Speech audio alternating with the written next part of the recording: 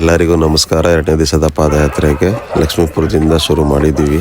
ಇವಾಗಿರೋ ಚಳಿಗೆ ಬೆಳಗ್ಗೆ ಎದ್ದು ಕಾಫಿ ಟೀ ಕುಡ್ದಿಲ್ಲ ಅಂದ್ರೆ ನಡೆಯೋಕ್ಕೆ ಆಗಲ್ಲ. ಸ್ವಲ್ಪ ಹಂಗೆ ಕಾಫಿ ಟೀ ಕುಡ್ಕೊಂಡು ಹಂಗೆ ಎಲ್ಲರೂ ನಡ್ಕೊಂಡು ಮುಂದೆ ಹೋಗ್ತಾ ಇದ್ದೀವಿ.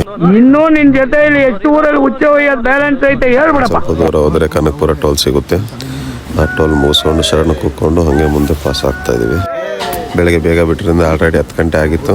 ನೋಡೋಕ್ಕೆ ಅಂತ ಎಲ್ಲರೂ ರೆಡಿ ಮಾಡ್ಕೋತಾ ಇದ್ವಿ. ಇಲ್ಲಿದ್ದಾರೆ ನೋಡಿ ನಮ್ಮ ಧೂಪ ಸ್ವಾಮಿಗಳು, ಗುರುಸ್ವಾಮಿಗಳು. ಇವರು ತುಂಬ ಚೆನ್ನಾಗಿ ಧೂಪ ಹಾಕ್ತಾರೆ.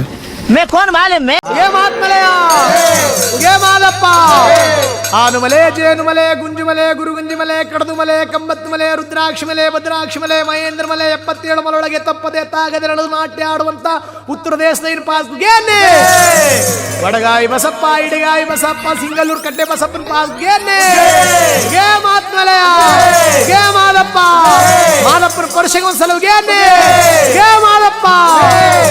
ನಮ್ಮ ಭಟ್ರು ಖಾರ ಪೊಂಗಲ್ ತುಂಬ ಚೆನ್ನಾಗಿ ಮಾಡಿದರು. ಅಲ್ಲಿಂದ ತಿನ್ಕೊಂಡು ಹಂಗೆ ಮುಂದೆ ಹೊರಟ್ವಿ. ಪೂರ್ವಯ್ಯನ ಪಾಳ್ಯ ಅಂತ. ಇನ್ನೇನು ಬಿಸಿಲು ತುಂಬ ಜಾಸ್ತಿ ಆಗ್ತಾ ಇದೆ, ರೆಸ್ಟ್ ಮಾಡಲೇಬೇಕು.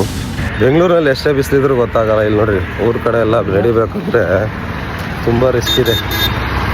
ತಲೆ ಮೇಲೆ ಟೊಪ್ಪಿ ಹಾಕೊಂಡ್ರು ಆಗ್ತಾಯಿಲ್ಲ, ಬರೀ ಕಾಲಲ್ಲಿ ಇದ್ರೂ ಆಗ್ತಾಯಿಲ್ಲ. ಕೆಂಡದ ಮೇಲೆ ಕಾಲು ಇಕ್ಕಂಗೆ ಆಗ್ತಾ ಇದೆ. ಒಂಥರ ತುಂಬ ಚೆನ್ನಾಗಿದೆ.